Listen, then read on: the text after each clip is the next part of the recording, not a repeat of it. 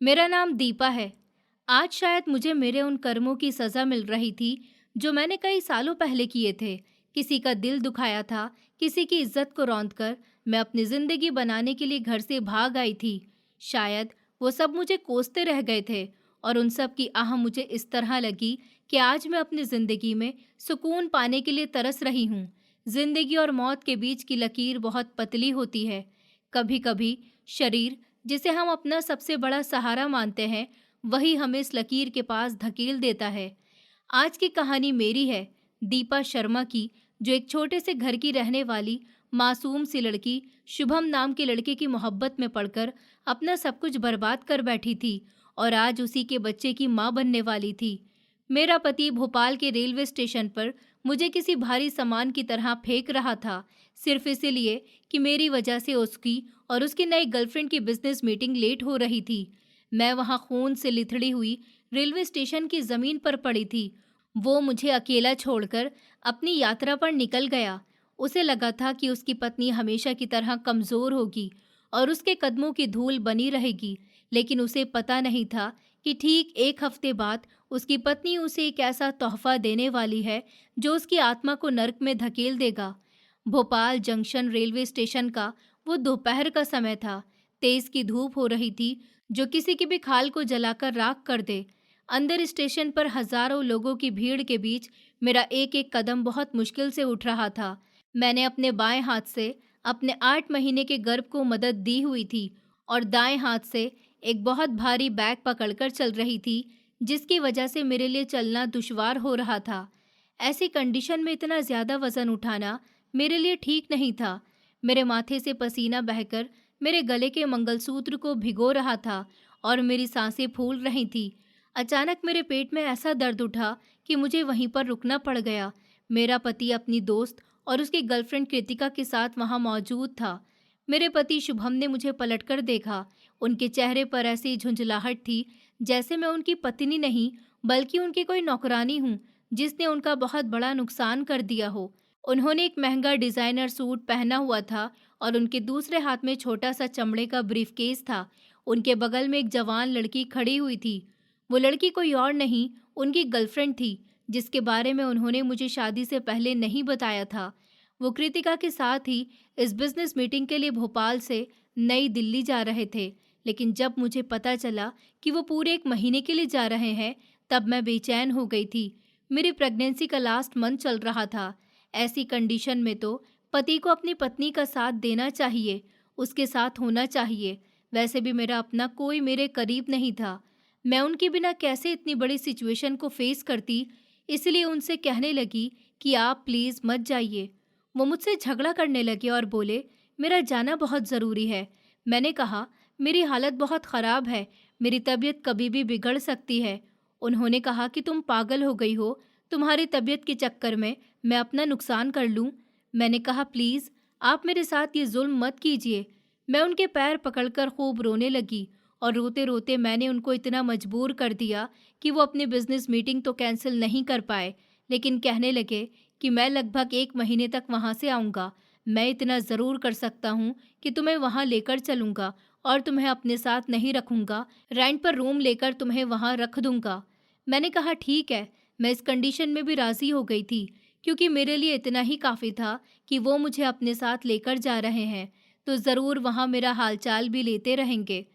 कृतिका ने धीरे से शुभम के कान के करीब झुककर कुछ कहा, जिससे शुभम का गुस्सा मेरे लिए और भी बढ़ गया था। मैंने दर्द से तड़पते हुए कहा कि मुझे लगता है हमें यहाँ से नहीं जाना चाहिए, बस 2 मिनट रुको। मेरे पेट के निचले हिस्से से लेकर कमर तक कितनी बेचैनी से दर्द उठ रहा था, जैसे बच्चा भी अभी बाहर आने के लिए तड़प रहा हो। मैंने कहा, शुभम, मुझे लगता है कि हमें हॉस्पिटल चलना चाहिए। शुभम मेरी तरफ तेजी से बढ़े। उन्होंने मेरा बैग पकड़ने के बजाय अपनी उंगली सीधे मेरे चेहरे पर तान दी और कहने लगे कि नाटक बंद करो। तुम अच्छी तरह से जानती हो कि मेरा जाना कितना ज़रूरी है। ट्रेन आ चुकी है, बस चलने ही वाली है। पहले ही मैं तुम्हें अपने साथ लेकर जा रहा हूँ और अब फिर से तुम नौटंकी कर रही हो। तुम खुद जिद करके मेरे साथ आई थी ना, अब दूसरों के रास्ते का कांटा क्यों बन रही हो? मैंने कहा, लेकिन शुभम, मुझे सच में बहुत तेज दर्द हो रहा है, मेरे पाँव सुन्न हो गए हैं। मैंने अपनी भीगी हुई आंखों से उस आदमी को देखा जिसके साथ मैंने 7 फेरे लिए थे। मैं इस हालत में उसके साथ सिर्फ इसलिए जा रही थी क्योंकि यहाँ मेरी कोई देखभाल करने वाला नहीं था। मेरे दिल में एक औरत वाली फ़िक्र थी कि शुभम अपनी गर्लफ्रेंड के चक्कर में कहीं मुझे छोड़ न दे। मैं बस इस उम्मीद पर उनके साथ जा रही थी कि शायद आखिरी लम्हे में मेरे पति को थोड़ी शर्म ही आ जाए और वो अपने बच्चे की खातिर बदल जाए। कृतिका ने मुझे तेज़ नज़रों से देखा। उसकी रेड लिपस्टिक वाले होठों पर एक मक्कारी भरी मुस्कुराहट थी। उसने कहा, शुभम, जल्दी चलो, ट्रेन निकलने वाली है। अगर तुम्हारी पत्नी थक गई है तो तुम इसे टैक्सी करवाकर घर भेज सकते हो। तुम जानते हो कि अगर हमारी दिल्ली वाली मीटिंग कैंसिल हो गई तो तुम्हारा बिजनेस आगे नहीं बढ़ सकेगा और तुम बस मामूली सी सैलरी पर ही अपनी जिंदगी गुजारते रहोगे। ये सुनते ही शुभम की आंखों में लालच दौड़ गया था। उन्होंने झटके से मेरे हाथ से वो भारी बैग छीना और मुझे इतनी जोर से धक्का दे दिया कि मैं बैग के ऊपर जाकर गिरी थी और फिर दर्द से चीख पड़ी। वो बोले, अपने लिए टैक्सी बुक कर लेना, घर बैठकर मुफ्त की रोटियां तोड़ने और मेरा सारा काम खराब करने में लगी रहती हो। मम्मी ठीक कहती हैं तुम्हारे बारे में कि तुम किसी काम की नहीं हो। शुभम ने दांत पीसते हुए कहा। उनकी आंखों में अपनी गर्भवती पत्नी के लिए बिल्कुल वही जज्बा था जो रास्ते में पड़े किसी डस्टबिन को देखकर होता है। इतना कहकर वो एक बार फिर पीछे पलटे बिना कृतिका के साथ ट्रेन में बैठ गए थे।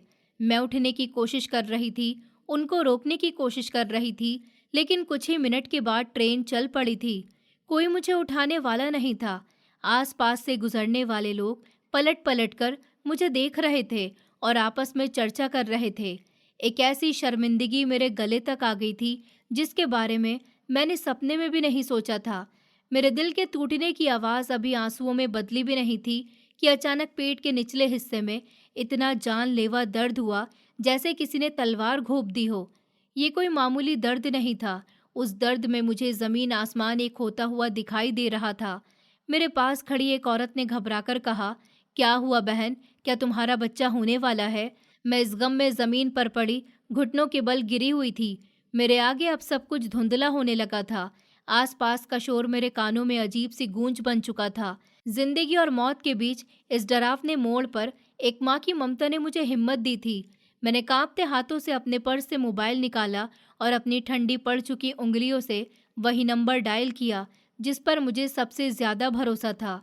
शुभम ने फोन उठाया। मुझे ट्रेन के चलने की आवाज़ फोन पर सुनाई दे रही थी।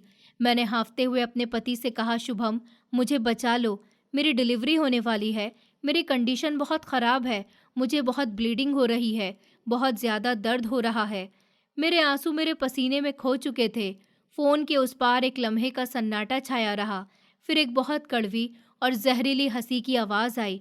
उन्होंने कहा, 8वें महीने की प्रेगनेंसी में ब्लीडिंग कैसे हो सकती है? तुम पागल हो गई हो क्या? तुम अपने नाटक में मुझे मेरी बिजनेस मीटिंग छोड़ने पर मजबूर करना चाहती हो ना? तुम चाहती ही नहीं हो कि मैं कभी कामयाब हो जाऊं। तुम तो बस इतना चाहती हो कि मैं ऑफिस से घर और घर से ऑफिस तक की जिंदगी गुजारूं, दूसरों के यहाँ नौकर बनकर काम करूं। मैं खुद कामयाब होना चाहता हूं और अपनी खुद की कंपनी बनाना चाहता हूं। सुन लो मेरी बात कान खोलकर, मेरे पीछे आने की कोशिश मत करना और अब मुझे फ़ोन भी मत करना। उसी समय कॉल कट हो गई थी। उस आदमी ने, उस पिता ने अपनी पत्नी और आने वाले बच्चे की जिंदगी के आखिरी सहारे को अनजान लोगों की भीड़ में हमेशा के लिए छोड़ दिया था। फोन मेरे हाथ से छूटकर इस गीली जमीन पर फिसल गया। मेरा सर एक तरफ को झुक गया और मैंने अपने निचले होठ को इतनी जोर से काटा कि वहां से खून बहने लगा। अरे कोई एम्बुलेंस बुलाओ, इस औरत की हालत बहुत खराब है। ये कोई जान पहचान की आवाज़ नहीं थी, बल्कि रेलवे स्टेशन पर काम करने वाले एक आदमी की आवाज़ थी जिसने मुझे अपने कंधे का सहारा दिया था और पास खड़ी औरत ने भी उसकी मदद की थी। उस औरत ने घबराहट में पेपर टॉवल निकाले और ज़मीन पर बढ़ा दिए थे ताकि मैं वहां लेट सकूं। ऊपर की रोशनी मेरी आंखों को चुभ रही थी। मुझे सिर्फ इस अनजान सफाई कर्मचारी और इस औरत की मजबूत पकड़ महसूस हो रही थी और बेहोश होने से ठीक पहले मेरे दिमाग में एक ही ख्याल बार बार आ रहा था कि मुझे जीना होगा, अपने बच्चे के लिए मुझे जिंदा रहना होगा। कुछ समय के बाद दवाइयों की तेज खुशबू ने मेरी नाक में दस्तक दी थी। मैंने धीरे धीरे अपनी भारी पलकें खोली। सामने अस्पताल के आईसीयू की सफ़ेद छत थी और मेरा नीचे का आधा शरीर सुन्न हो चुका था। जैसे ही मैंने करवट बदलने की कोशिश की, मेरे पेट पर लगे हुए टाँकों में इतनी तेज का दर्द हुआ जैसे किसी ने मेरे शरीर से मांस को नोच लिया हो।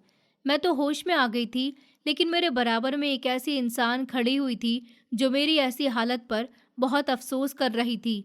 उसका नाम था अवनी। दीपा, तुम होश में आ गई? कैसी हो अब? वो मेरे साथ कॉलेज में पढ़ती थी। तब हम दोनों की दोस्ती काफ़ी ज़्यादा गहरी थी। वो मेरे और शुभम के अफेयर के बारे में सब कुछ जानती थी, लेकिन जब मैं शुभम की खातिर अपने घर से भागी थी, तब मैंने उसे इस बारे में कुछ नहीं बताया था और ना ही तब से मेरी उससे कोई मुलाकात हुई थी। मैं पिछले साल शुभम की मोहब्बत की खातिर अपने घर से भाग गई थी, क्योंकि मेरे पिताजी काफ़ी अमीर इंसान थे और वो कभी भी मेरी शादी शुभम जैसे मिडिल क्लास फैमिली में रहने वाले लड़के से नहीं करवाते, क्योंकि शुभम मामूली सी कंपनी में नौकरी करता था। मैं उसकी मोहब्बत में इतनी ज़्यादा गिरफ्तार हो गई थी कि अपने पिता की मोहब्बत को भी भूल गई थी और उसकी झूठी बातों में आकर मैंने घर से भागने का फैसला कर लिया। घर से भागकर मैं शुभम के साथ शादी कर चुकी थी। वो मुझे अपने घर ले गया। उसकी माँ मुझे आज तक स्वीकार नहीं कर पाई। शादी के बाद जल्द ही मुझे शुभम की सारी सच्चाई पता चल गई थी। वो तो मुझसे मोहब्बत नहीं करता था, बल्कि उसने मुझे इसीलिए फंसाया था ताकि मैं अपने घर से भागूं, तो अपने पिता का पैसा और घर से सोना लेकर भागूं। लेकिन मैंने ऐसा नहीं किया था। मगर मैं अपने घर से निकल चुकी थी। वो ये बात भी बहुत अच्छे से जानता था कि अगर मैं वापस अपने घर गई और मैंने अपने पिता को शुभम की सच्चाई के बारे में बता दिया, तो वो उसे पकड़कर पुलिस के हवाले कर सकते हैं। इसलिए उसने मुझे छोड़ने का फैसला ना करके अपने साथ रखा, मगर वो मुझे अपनी जूती की नोक पर रखता था और मैं बस चुपचाप उसके साथ अपनी ज़िंदगी बसाने की कोशिश कर रही थी, इस उम्मीद पर कि एक न एक दिन वो सुधर जाएगा। उसके पहले से ही काफ़ी लड़कियों से अफेयर थे। ये बात मैं नहीं जानती थी, लेकिन जब बाद में मुझे ये बात पता चली तो मुझे बहुत अफसोस हुआ था। मैं चाहती तो उसे छोड़ सकती थी, लेकिन मैंने ऐसा नहीं किया, क्योंकि मेरे पिताजी की पहले ही मेरे घर से भागने पर काफ़ी बेइज्जती हुई थी। वो मुझसे इतना नाराज़ थे कि उन्होंने मुझे तलाश करने की भी कोशिश नहीं की और कह दिया कि दीपा इस घर से भाग गई है, इसका मतलब हमारे लिए मर गई है। मैं जानती थी कि वो लोग मुझे दोबारा स्वीकार नहीं करेंगे। मैं कोशिश कर रही थी कि शुभम सिर्फ मेरा ही बनकर रहे, लेकिन ऐसा नहीं हो सकता था। वो एक लालची इंसान था और उसका लालच कभी ख़त्म नहीं हो सकता था। आज जब मैंने अवनी की आवाज़ सुनी तो मुझे पुरानी बातें याद आ गई थी। मेरी कंडीशन की वजह से अवनी की आंखें रो रो कर सूज चुकी थी और उसके हाथ में अभी भी प्लास्टिक का एक गिलास था। अपनी दोस्त को देखकर मेरी आंखों से खुद ब खुद आंसू निकल आए थे। मैंने उससे पूछना चाहा कि मैं यहाँ तक कैसे पहुँची, लेकिन मेरा गला इतना सूख चुका था कि आवाज़ ही नहीं निकली। अवनी ने कहा कि तुम्हारी कंडीशन बहुत सीरियस है, तुम रो रो कर अपने आप को और ज़्यादा परेशान मत करो। तुम्हारा ऑपरेशन हुआ है, इमरजेंसी में बच्चे की डिलीवरी 8वें महीने में ही करनी पड़ गई है। तुम्हारा बच्चा बहुत कमज़ोर है। डॉक्टर ने उसे स्पेशल केयर यूनिट में इंक्यूबेटर में रखा है। मैं फॉर्म पर साइन करके आई हूँ। तुम हिम्मत रखो, मैं हूं ना, यहाँ कुछ नहीं होगा। मैंने धीरे से सर हिला दिया। मेरे सीने से एक बहुत बड़ा पहाड़ हट गया था। मेरा बच्चा जिंदा था, बिस्तर पर चुपचाप लेटे हुए। मॉनिटर की आवाज़ के बीच मेरे दिमाग में मेरी पुरानी जिंदगी घूमने लगी, जब मैं दुनिया को बहुत सुंदर मानती थी और मुझे लगता था कि शुभम से शादी करने के बाद मेरी जिंदगी डबल सुंदर हो जाएगी। लेकिन ऐसा नहीं हुआ था। उस घर में पहुंचने के बाद शुभम की माँ ने मेरा जीना दुश्वार कर दिया था। मैं अपना घर छोड़कर उनके घर आई थी, लेकिन इस घर में मुझे इज्जत नहीं मिली थी। मेरी सास मुझे हर बात पर ताना देती थी और कहती थी कि मेरे बेटे को फंसाकर भागकर इस घर में आई है। मैं तुझे कभी बहू के रूप में स्वीकार नहीं करूंगी। मैं उनको खुश करने के लिए घर का हर काम करती थी। जैसा वो कहती थी वैसा ही करती थी, लेकिन वो कभी मुझसे खुश हुई ही नहीं थी। हमेशा अपने बेटे की स्मार्टनेस की तारीफ मेरे सामने करना और मुझे बार बार भगौड़ी और चरित्रहीन कहकर नीचा दिखाना उनकी आदत में शामिल हो चुका था। मैं उनकी ये सारी बातें खामोशी से सुनती रहती थी और रोती रहती थी।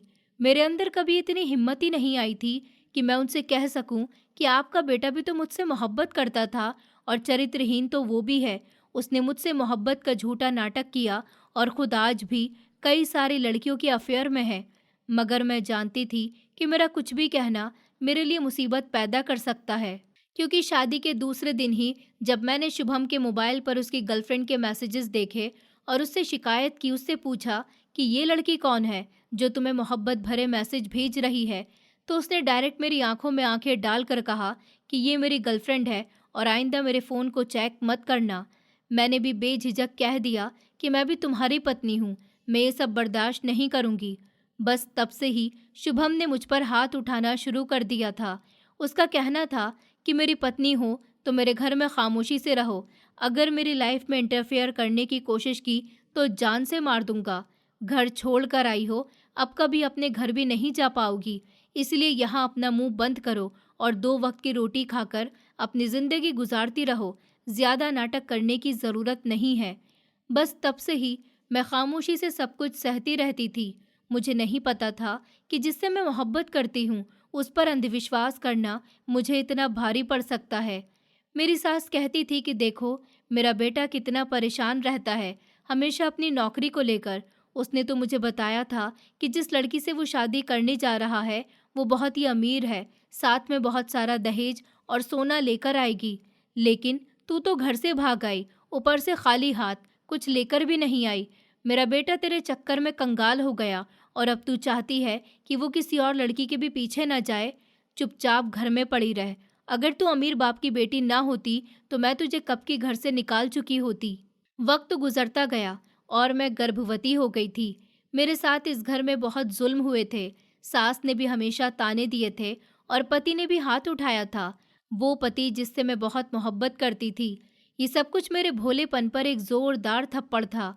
अब जब मैं ऐसी कंडीशन में थी तो मुझे याद आया कि मेरी सास के दिल में ज़रूर रहम आएगा, जब वो सुनेंगी तो ज़रूर खुश होकर दौड़ती हुई अस्पताल आएंगी। मैंने कांपते हुए हाथों से अपनी सास का नंबर डायल किया। उन्होंने फ़ोन उठाया और जब मैंने उन्हें ये खुशखबरी दी कि आप दादी बन गई हैं, मैं अस्पताल में हूँ, आप प्लीज़ यहाँ पर आ जाइए, मुझे इस समय आपकी ज़रूरत है। मेरा 8 महीने का बच्चा हुआ है, उसकी तबीयत ठीक नहीं है। मुझे लगा कि शायद वो इस बात पर खुश हो जाएंगी, लेकिन उन्होंने तो चिल्लाते हुए कहा, 8 महीने का बच्चा पैदा हुआ है तो कोई आसमान तो नहीं टूट पड़ा। नहीं आ रही मैं, मेरे घर मेहमान आए हुए हैं, मुझे मेहमानों को देखना है। और हाँ, पहले ही कह देती हूँ, मेरा बेटा भी ज़रूरी मीटिंग के लिए गया है, उसे भी डिस्टर्ब मत करना। अभी मैं कुछ और कहती, मेरी सास ने फ़ोन बंद कर दिया। मेरी आंखों से आंसू निकलकर मेरी गर्दन पर आकर रुक गए थे। अवनी मेरी तरफ देखकर सब कुछ समझ गई थी। उसने कहा, मना कर दिया ना तुम्हारी सास ने यहाँ आने से। मैं जानती हूँ, जिसका बेटा इतना घटिया है उसकी माँ भी बिल्कुल उसके जैसी ही होगी। अवनी गुस्से से शुभम को गाली देते हुए बोली, मैंने तुम्हारे पति को फ़ोन किया था, उस दरिंदे का फ़ोन स्विच ऑफ आ रहा है। पिछले 56 घंटे से ऐसी कौन सी मीटिंग चल रही है उसकी? अवनी ने मुझे बताया कि तुम्हारे बेटे की तबीयत ठीक नहीं है। डॉक्टर ने कहा है कि उसके फेफड़े ठीक से नहीं खुले हैं, उसे इन्फेक्शन और ऑक्सीजन सपोर्ट चाहिए। रोज़ का खर्चा बहुत ज़्यादा बन रहा है। अवनी ने अपना हाथ मेरे हाथ पर रखा और बोली, देखो Deepa, I am your friend. मैं इस अस्पताल में अपनी मम्मी को लेकर आई थी, लेकिन जब मैंने यहाँ तुम्हें देखा और डॉक्टर से तुम्हारी कंडीशन के बारे में पूछा तो मुझे पता चला कि तुम्हारे साथ यहाँ कोई भी नहीं है। फिर मैंने तुम्हारी जिम्मेदारी ली, इलाज के लिए यहाँ पैसे जमा करा दिए। तुम्हारे बेटे के इलाज पर भी काफ़ी पैसा खर्च हो रहा है। मैंने उसके 2 दिन के पैसे पहले ही एडवांस में जमा करवा दिए थे, लेकिन अब कई दिन हो चुके हैं और उसका इलाज अभी और बाकी है। मेरे पास पैसे ख़त्म हो चुके हैं। मैं तुम्हारी इतनी ही हेल्प कर सकती थी दीपा, आगे नहीं कर सकती। हमें डॉक्टर को और पैसे देने होंगे, वरना इलाज रोक दिया जाएगा। तुम कुछ करो प्लीज़, तुम्हारे पास पैसे होंगे। मैंने थकावट से हाँ में सर हिला दिया। मेरा बैंक अकाउंट था जिसमें लगभग 2 लाख रुपए मौजूद थे, जो मैंने शुभम से छुपाकर अपने खाते में रखे हुए थे। मैंने अवनी को इशारा करके पर्स में से अपना टूटा हुआ फ़ोन मंगवाया। रेलवे स्टेशन पर गिरने की वजह से उसकी स्क्रीन पर एक लंबी दरार पड़ी हुई थी। मैंने कांपते हुए हाथों से बैंकिंग ऐप खोली। स्कैन होने के बाद कुछ लम्हे चक्कर घूमता रहा। फिर मैंने पेमेंट डाली, लेकिन अचानक मेरी आंखें फटी की फटी रह गईं, क्योंकि ठीक नीचे ट्रांजैक्शन हिस्ट्री में एक ऐसी खबर थी जिसने मेरे अंदर खंजर उतार दिया था। ट्रांसफ़र टू शुभम, 2 लाख रुपए। ये ट्रांजैक्शन ठीक उसी सुबह हुई थी जब हम लोग रेलवे स्टेशन के लिए निकले थे। शुभम ने चुपके से मेरे अकाउंट के खाते से एक एक पैसा निकाल लिया था। उसने मेरी शादी से पहले भी मुझसे पैसे ले लिए थे। मेरे और मेरे बच्चे के लिए उसने एक सिक्का भी नहीं छोड़ा था। अवनी ने कहा, क्या हुआ? चल नहीं रहा क्या पेटीएम? उसने मेरे हाथ से फ़ोन छीन लिया और स्क्रीन देखी। कुछ ही लम्हों बाद अवनी के दांतों के बीच से एक दर्दनाक बद्दुआ निकली थी। वो कहने लगी, वो आदमी नहीं जानवर है, जिसने तुम दोनों को मरने के लिए छोड़ने से पहले तुम्हारा एक एक पैसा तक चुरा लिया। वो घटिया इंसान तुम दोनों की जान लेना चाहता है। इतना कहकर अवनी अफसोस से रोने लगी। एक औरत अपनी पूरी जवानी, अपना पूरा शरीर, सब कुछ अपने ससुराल और पति पर न्यौछावर कर देती है, और जब जब मौत मेरे सर पर खड़ी है तो मेरे पति ने मेरे जीने की आखिरी उम्मीद भी नोच ली। लेकिन मैं नहीं रोई थी। जब शारीरिक दर्द और सालों के धोखे और जानलेवा साजिश से मिलता है तो इंसान का दिल पत्थर का बन जाता है। मेरे सीने में धड़कता दिल अब बर्फीले कोहरे में बदल चुका था। पिछले 2 साल का वो समझौता, वो बेइज्जती, सब कुछ अब मुझे उल्टे मुंह का खिलौना लग रहे थे। शुभम सिर्फ किसी दूसरी लड़की के साथ नहीं सो रहा था। उसने उसके साथ लालच में आकर मुझे सड़क पर मौत के हवाले कर दिया था, ताकि मुझ पर एक कौड़ी भी खर्च ना करनी पड़े। मैंने अवनी से कहा, अवनी, रोना बंद करो, वो लोग इस काबिल नहीं हैं। मैंने छत की तरफ देखा। मेरी आंखें किसी शिकारी की तरह तेज थी। मैंने बेड के लोहे के पाइप को इतनी जोर से पकड़ा कि मेरी उंगलियां सफ़ेद पड़ गईं। अवनी ने कहा, तो फिर अब क्या होगा? मैंने कहा, तुम मेरे पापा को कॉल करो और उनसे सिर्फ इतना कहना कि मेरी इमरजेंसी में डिलीवरी हुई है। जब से मैं घर से भागकर आई हूँ, तब से मैंने उनसे बात करने की कोशिश नहीं की। मैं जानती हूँ कि वो मेरे पिता हैं और मुझसे आज भी मोहब्बत करते होंगे। शायद वो मुझे माफ़ कर देंगे या फिर माफ़ कर चुके होंगे। अवनी ने कहा कि ठीक है। मैंने पलकें धीरे से झपकाईं। मेरी सांस अब गहरी और सुकून भरी हो रही थी। मैं मर चुकी थी। अब बिस्तर पर जो औरत जिंदा थी वो एक माँ थी, जिसके अंदर बदले की आग और जहर दौड़ रहा था। मैंने अवनी को कहा था कि तुम शुभम और उसकी माँ के बारे में पापा को कुछ मत बताना, बस मेरी हालत और मेरे बेटे की हालत के बारे में बता देना। मैंने फैसला कर लिया था कि मैं अपने आंसुओं का एक एक से हिसाब लूंगी, किसी को नहीं छोड़ूंगी। खिड़की से बाहर मॉनसून अचानक शुरू हो गया था। तेज बारिश से शीशे जोर जोर से बजने लगे थे। ऑपरेशन के बाद आईसीयू में गुजरे वो 3 दिन मेरे लिए किसी अंधेरे कमरे की तरह थे, जहां बाहर की दुनिया का कोई हिसाब नहीं था। मैं अपने बिस्तर पर पत्थर की तरह पड़ी रहती थी। दवाइयों का असर कब का खत्म हो चुका था। जब भी मैं खांसती या ठीक से सांस लेने की कोशिश करती तो मेरे पेट का वो बड़ा सा जख्म अंदर तक दर्द से भर जाता था। ऐसा लगता था जैसे किसी ने टूटा हुआ कांच मेरे पेट में भर दिया हो और उसे जोर जोर से रगड़ रहा हो। अवनी ने मुझे पानी दिया और कहने लगी, दीपा, थोड़ा सा पानी पी लो, तुम्हारे होंठ बहुत ड्राई हो रहे हैं और ब्लड भी निकल रहा है। मैंने पिछले 3 दिन से ना ही कुछ खाया था और ना ही पिया था, लेकिन अवनी फिर भी मेरा बहुत ख्याल रखती थी। वो भले ही फाइनेंशियल तरीके से मेरी मदद नहीं कर पा रही थी, लेकिन वो मेरे साथ अस्पताल में ही रुकी हुई थी। कहते हैं कि बुरे समय में अपनों की असली पहचान होती है। मैंने पानी का एक घूंट लिया और गले में हुई जलन बर्दाश्त की। मैंने अपनी तिरछी नज़रों से साइड टेबल पर रखे हुए अपने उस टूटे मोबाइल फ़ोन को देखा, जिसमें पिछले 3 दिन से किसी की मिस कॉल या कोई मैसेज भी नहीं आया था। शुभम इस तरह से गायब हो गया था जैसे गर्म तवे पर पानी की बूंद। मैंने गुस्से से पूछा, क्या अभी भी उसका नंबर नहीं मिल रहा? अवनी ने कुर्सी पटकते हुए कहा, उस दरिंदे को तुम्हारी कोई फिक्र नहीं है। वो तो इंक्यूबेटर में सांस लेने के लिए तड़पते हुए बच्चे को छोड़कर मज़े कर रहा है। मैंने एक बेजान हंसी हंसी और अपने बराबर में रखे ब्रेस्ट पंप को उठाया, उसे अपने सीने पर लगाया। मशीन की आवाज़ के साथ दर्द होने लगा था, लेकिन मैंने दांत पीस लिए। अपने बच्चे को बचाने के लिए मुझे अपना खून भी देना पड़ता तो मैं वो देने के लिए तैयार थी।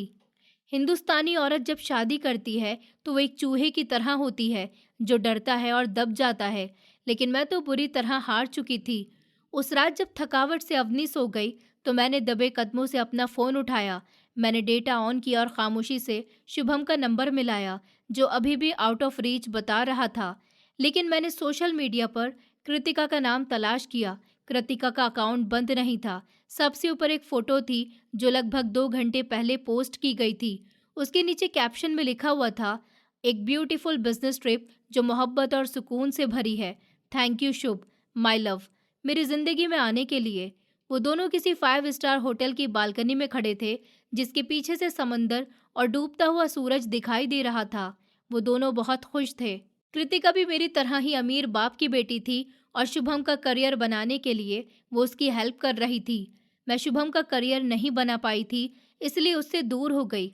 ये सब देखकर मेरे दिल को बहुत अफसोस हुआ था और मैं सोचने लगी कि ऐसे घटिया इंसान के लिए मैं अपने परिवार से क्यों दूर हो गई। मेरे हाथ पूरी तरह से कांपने लगे। मैंने फ़ोन की स्क्रीन को इतनी ज़ोर से दबाया कि दरार और भी बढ़ गई थी।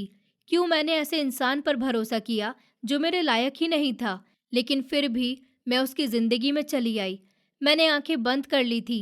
अगर शुभम पूरी तरह से अपनी पत्नी को भूल चुके थे तो दर्द बर्दाश्त करना आसान होता, लेकिन वो मुझे भूले नहीं थे। वो मुझसे अभी और बदला लेना चाहते थे।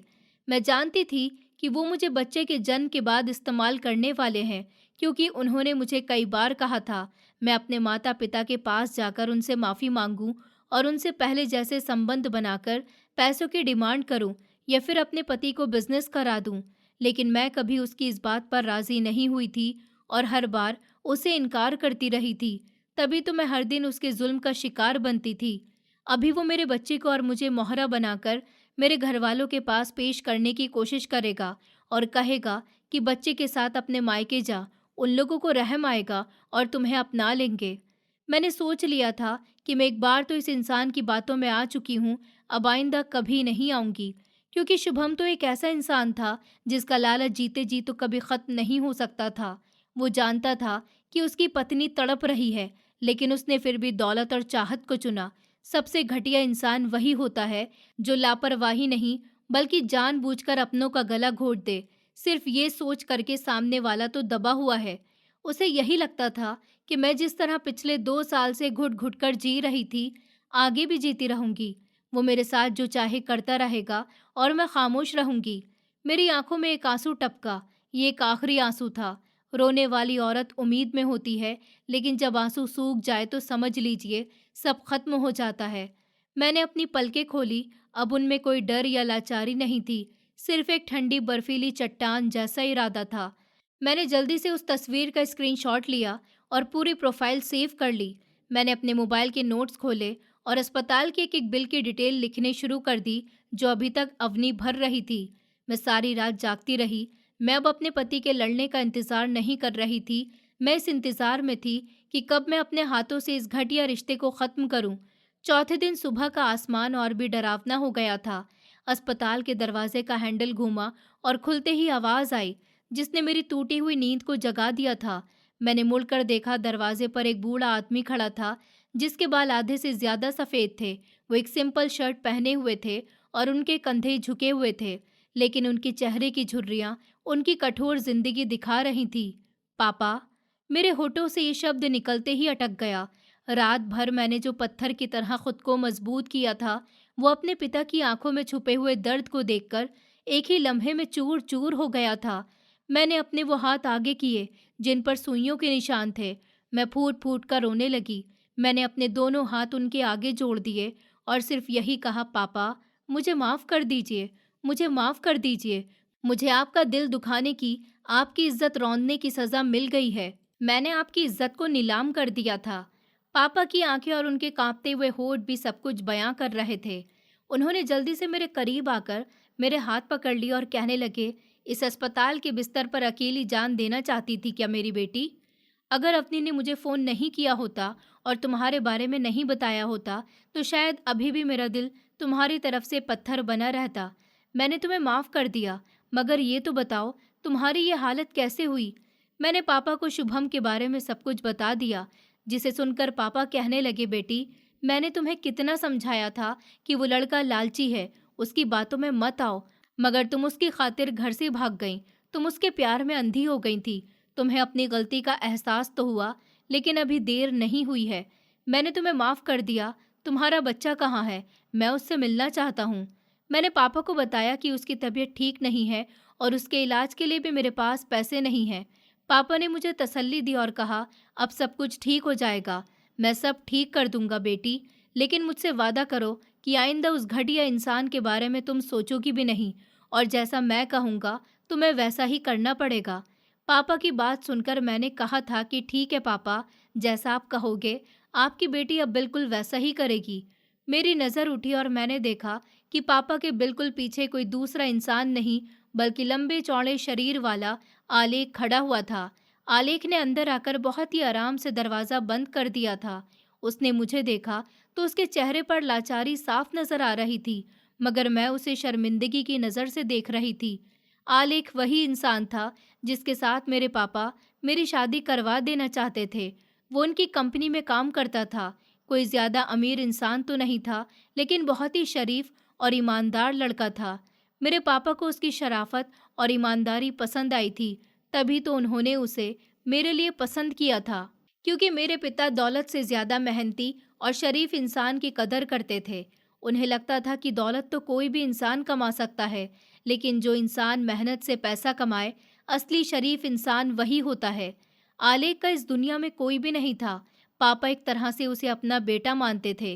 वो लड़का जो मेरे घर आता था तो कभी मुझे नज़र उठाकर भी नहीं देखता था। आज वो मुझे हसरत भरी नज़रों से देख रहा था, क्योंकि कहीं न कहीं उसके दिल में मेरे लिए मोहब्बत जागी थी। वो पापा के साथ आया था। उसने कोने में खड़ी हुई अवनी को हेलो कहा और धीरे-धीरे चलता हुआ मेरे बेड के पास आ गया। उसकी बड़ी आवाज़ अस्पताल के इस कमरे में गूंजी। दीपा, सर ने मुझे तुम्हारे बारे में बताया था। मुझे तुम्हारी कंडीशन के बारे में सुनकर बहुत अफसोस हुआ, तो मुझसे रहा नहीं गया। तो सर के साथ साथ मैं भी यहाँ तुमसे मिलने के लिए आ गया। अब से तुम्हें किसी भी चीज़ की फ़िक्र करने की ज़रूरत नहीं है। तुम्हारा और तुम्हारे बेटे का खर्चा मैं उठाऊंगा। मैंने नीचे जाकर सारी फॉर्मेलिटी पूरी कर दी है, सारा बिल भी पे कर दिया है, और अवनी जी ने अभी तक जो भी दीपा पर जो पैसे खर्च किए हैं, वो आपको भी दे दिए जाएंगे। अवनी जो हैरानी से आलेख की तरफ देख रही थी, आलेख ने कहा, दीपा, थोड़ी देर में नर्स आएगी और तुम्हें 7वें फ्लोर के सबसे महंगे और वीआईपी प्राइवेट रूम में शिफ्ट किया जाएगा। नीचे बच्चे को भी प्राइवेट इंक्यूबेटर रूम में डाल दिया गया है। बाहर 2 बाउंसर खड़े हुए हैं। बिना मेरी इजाज़त के यहाँ कोई भी इंसान अंदर नहीं आ सकता, चाहे वो तुम्हारा पति ही क्यों ना हो। मैं हैरान हो गई थी कि आखिर आलेख ये सब क्या कह रहा है। तब पापा ने मुझे बताया कि आलेख अब हमारी कंपनी में काम नहीं करता। बेटी, जब तुम घर से भाग गई थी, तब आलेख तुम्हारी मोहब्बत में इतना ज़्यादा टूट गया था कि उसने फैसला कर लिया था कि वो कुछ करके रहेगा, कुछ बनकर दिखाएगा, क्योंकि उसे यही लग रहा था कि शायद तुम दूसरे इंसान की मोहब्बत में इसीलिए गिरफ्तार हुई हो, क्योंकि वो आलेख से भी ज़्यादा अच्छा था। लेकिन आलेख को लगा कि इंसान अच्छा नहीं होता, इंसान का पैसा अच्छा होता है। इसलिए उसने दिन रात मेहनत करनी शुरू कर दी और अपने एक बड़ा सा शोरूम खोला, जहां पर अपनी ही ब्रांड की बनाई गई बाइक्स बेचता है। ये सुनकर मैं खुश हुई थी। मुझे उस शानदार वीआईपी रूम में शिफ्ट कर दिया गया था। दवाई की कड़वी खुशबू की जगह वह लेमन ग्रास की खुशबू थी। पापा मेरे साथ ही अस्पताल में थे। उन्होंने माँ को भी बुलवा लिया था। माँ मेरे सर को गीले कपड़े से साफ कर रही थी। अवनी और आलेख एक टेबल पर बैठे थे और उन डॉक्यूमेंट्स को देख रहे थे जो आलेख अपने साथ लाया था। आलेख ने भारी आवाज में कहना शुरू किया, दीपा, क्या तुम्हें पता है कि शुभम तुम्हें छोड़कर उस लड़की के साथ क्यों गया था? मैंने अपने होठ दबाए। तुम्हारे पति को अपनी गर्लफ्रेंड के साथ जो ऐश करना था, वो उसके पैसों पर ऐश कर रहा है और नई जिंदगी जीना चाहता है। दीपा, मैं तुमसे शादी करना चाहता हूँ। मेरी जिंदगी में वापस आ जाओ। मैं तुम्हारा और तुम्हारे बच्चे का बहुत ख्याल रखूंगा। उसकी बात सुनकर मैं खामोश हो गई। मैंने कोई जवाब नहीं दिया। आलेख ने फिर कहा, अगर वो तुमसे मोहब्बत करता होता तो तुम्हें ऐसी हालत में छोड़कर ना जाता। देखो, मैं सिर्फ तुम्हें ही एक्सेप्ट नहीं करूंगा, बल्कि शुभम को भी उसके कर्मों की सजा देकर रहूंगा, क्योंकि मीडिया कंपनी अब शुभम के लिए एक मिट्टी का खिलौना बन चुकी है, जो कभी भी किसी भी समय टूट जाएगी। उस पर करोड़ों का कर्जा है, और सबसे खतरनाक बात यह है कि उसने खुफिया तौर पर 1 करोड़ रुपए का लोन लिया है अपने फर्जी प्रोजेक्ट के लिए। वो लड़की जिस पर वो भरोसा कर रहा है, वो उसे धोखा दे रही है। ये सुनकर तो मेरी आंखें फटी की फटी रह गईं। अवनी ने कहा, अगर उसकी गर्लफ्रेंड उसे धोखा दे रही है तो ये तो बहुत अच्छी बात है। आलेख ने एक लंबी सांस हवा में छोड़ी। उसकी नजरें चाकू की तरह तेज थी। उसने कहा, अवनी, वो लड़की बहुत चालाक है। वो एक धोखेबाज है जो ऐसे डूबे हुए लड़कों को फंसाती है जिन्हें पैसे की लगी होती है। वो उसे लालच दे रही थी कि एक बड़े करोड़पति से उसे मिलवाएगी, जो उसको ढेर सारा पैसा देगा और उसे कारोबार करवा कर देगा। मेरे पापा जो अभी तक खामोश बैठे थे, ये सब सुनकर उनकी आंखें गुस्से से लाल हो गईं। उन्होंने कहा, ये सब मेरी वजह से हुआ है दीपा। तुमने गलती की थी, लेकिन मुझे तो तुम्हें तलाश करना चाहिए था, जबकि मैं उस लड़के के बारे में सब कुछ जानता था। मुझे तो पहले ही सब पता चल गया था, मगर मैंने सोचा कि जब तुम्हें धोखा मिलेगा तब तुम्हें पता चलेगा कि दिल दुखाने की सज़ा क्या होती है। लेकिन तुम्हें तकलीफ में देखकर मेरी सारी नाराज़गी दूर हो गई।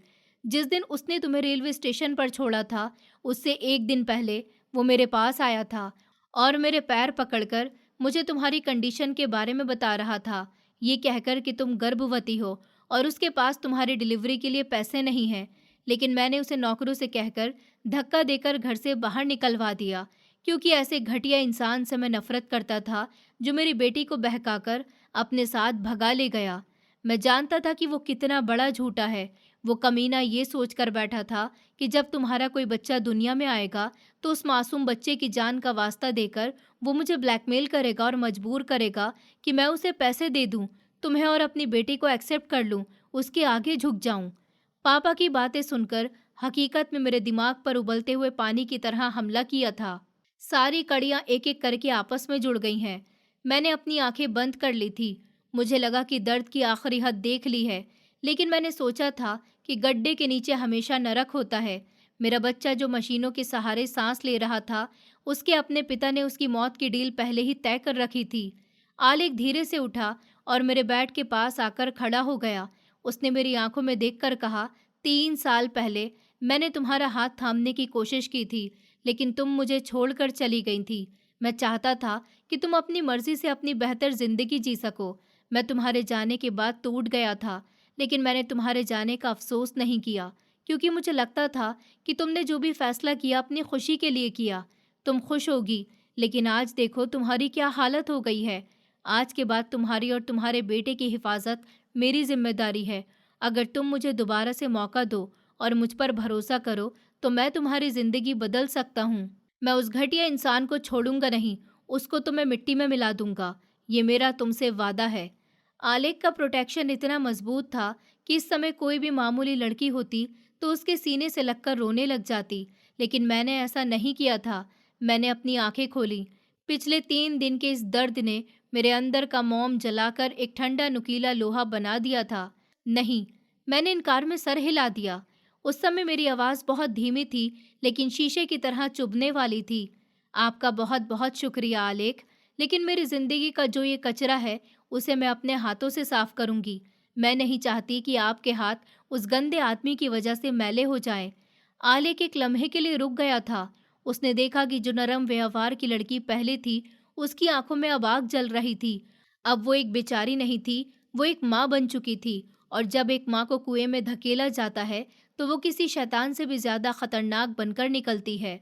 मैंने कहा, अपनी वकील से बात करो। आज ही मुझे शुभम से डाइवोर्स लेनी है और अपने बेटे के हिस्से की जायदाद भी लेनी है। मैंने दीवार पर लगे कैलेंडर को देखा। आज चौथा दिन था और मेरे पास ठीक होने के लिए 3 और दिन थे। 7वें दिन की सुबह में घटा टूटी हुई और हल्की सी धूप निकल आई थी। डॉक्टर ने मुझे डिस्चार्ज कर दिया था। मेरे टाँके अभी भी दर्द कर रहे थे, लेकिन अब मैं किसी के सहारे के बिना खड़ी हो सकती थी। मेरे बेटे रूहान को अभी भी कुछ दिन के लिए स्पेशल केयर में रखा गया था। डॉक्टर का कहना था कि उसके फेफड़े ठीक से नहीं बन पाए थे। मैंने शीशे के पार से अपनी उस छोटी सी जान को देखा था। वो बच्चा इतना छोटा था, सिर्फ हथेली जितना। उसके पूरे शरीर पर सुइयां लगी हुई थी। उसकी सांसें देखकर मेरा दिल दुख गया था। आलेख ही मुझे लेने आया था। वो मुझे मेरे माता पिता के घर छोड़ आया था। इतने सालों बाद वहां जाकर मेरी आंखों में आंसू आ गए थे। मैं अपने कमरे में मौजूद थी। बड़ी बड़ी खिड़कियों से धूप अंदर आ रही थी। अवनी भी मेरे घर आई थी। मेरी माँ ने मेरी पसंद का खाना बनाया था, लेकिन मुझे इस समय कुछ भी अच्छा नहीं लग रहा था।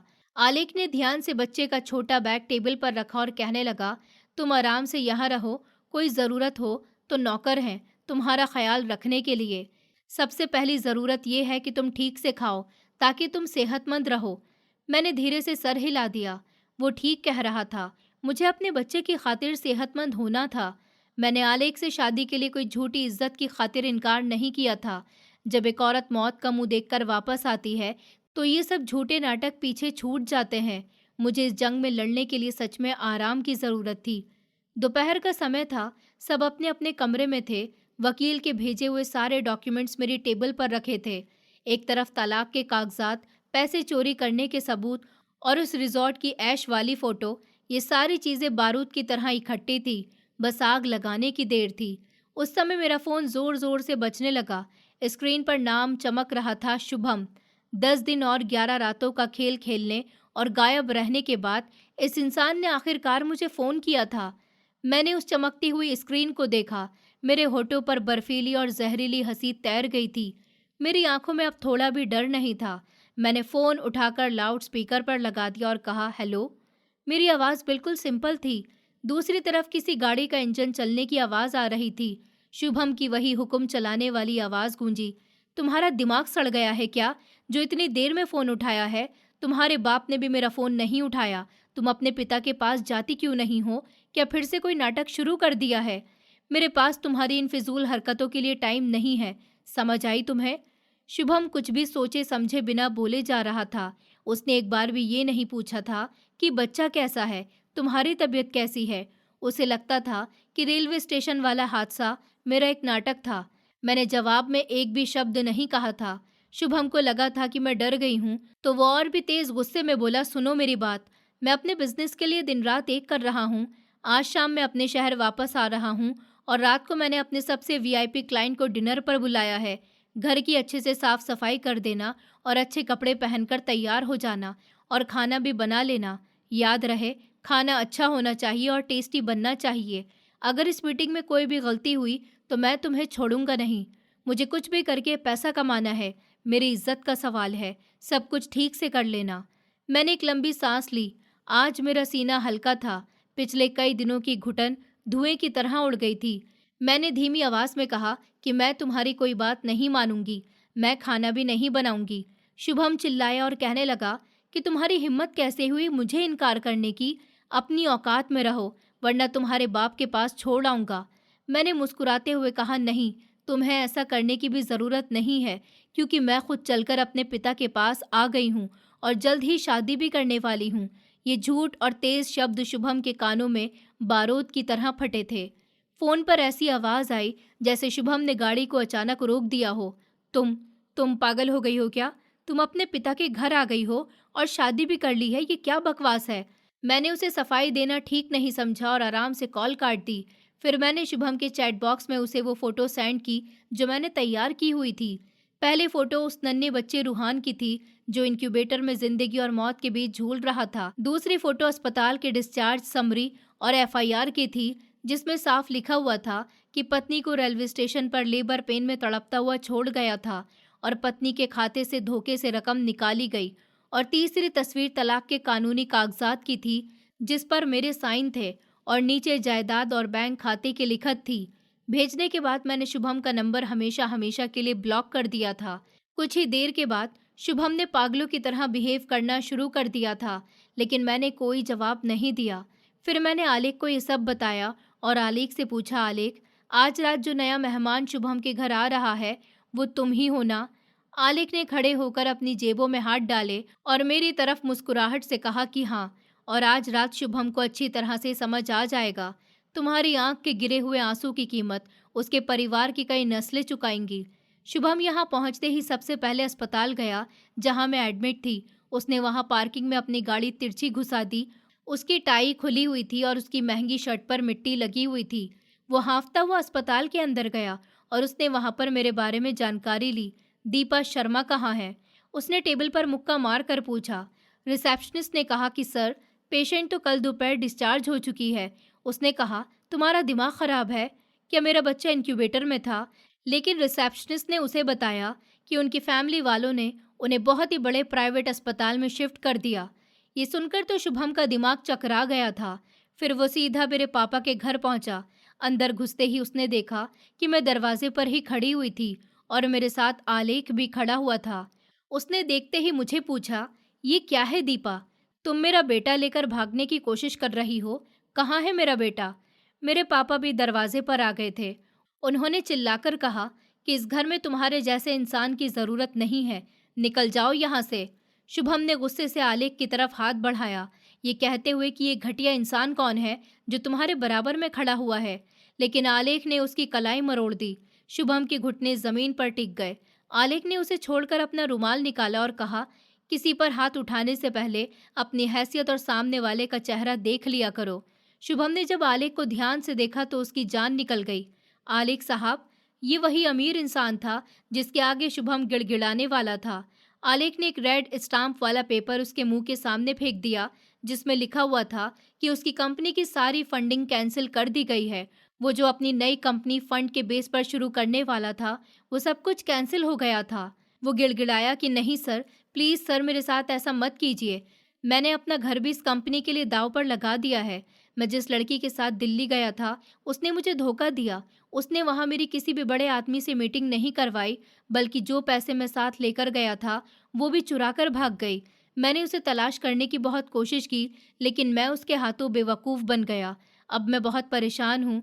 मेरे पास सिर्फ एक आखिरी उम्मीद आपका सहारा है।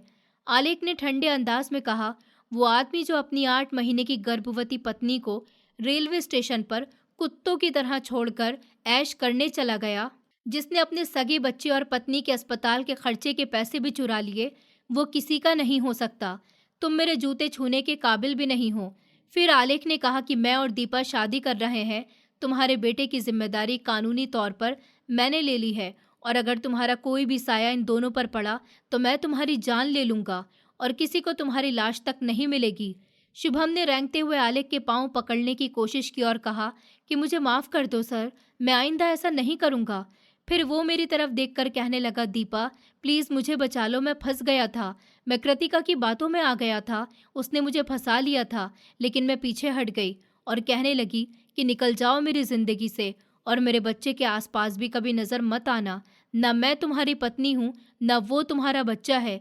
तुम अपने बुरे कर्मों की वजह से खुद गड्ढे में गिरे हो। तुम्हारी खातिर मैंने क्या नहीं किया था। जब तुमने उस दिन मुझे छोड़कर उस लड़की की बाहों में थे, तुम्हारी बर्बादी तो वहीं से शुरू हो गई थी। मैंने अपने पापा के घर से फार्म हाउस शिफ्ट होने का फैसला कर लिया था। अगली सुबह मेरी सास अपने रिश्तेदारों को लेकर वहां पहुंच गई थी और वहां हंगामा शुरू हो गया था। उन्होंने लोगों से कहा था कि देखो, ये मेरी बहू है जिसने अपने पुराने आशिक के साथ बच्चा छुपाकर रखा था और बदनाम मेरे बेटे को कर रही है। मैंने खामोशी से रेलवे स्टेशन वाली कॉल रिकॉर्डिंग चला दी, जिसमें शुभम मुझे मरने के लिए छोड़ रहा था। पूरी भीड़ खामोश हो गई और लोगों ने मेरी सास को गालियां देना शुरू कर दी। उसी दौरान पुलिस आ गई और शुभम की मां को अरेस्ट कर लिया गया। जेल जाने के रास्ते में उन्हें पैरालाइज का दौरा पड़ा और वो बिस्तर पर पड़ गईं। कुछ ही दिनों में शुभम का बैंक अकाउंट, घर, सब कुछ नीलाम हो गया, क्योंकि मैंने खुद ही उसके घर की बोली लगवाई थी और उसके घर को खरीद लिया था। जहाँ कभी मुझे नौकरानी और लाचार समझा जाता था, अब उसी घर में मैंने अपनी जिंदगी दोबारा से शुरू करने का फैसला किया था। इस सब में आलेख ने मेरी बहुत मदद की थी।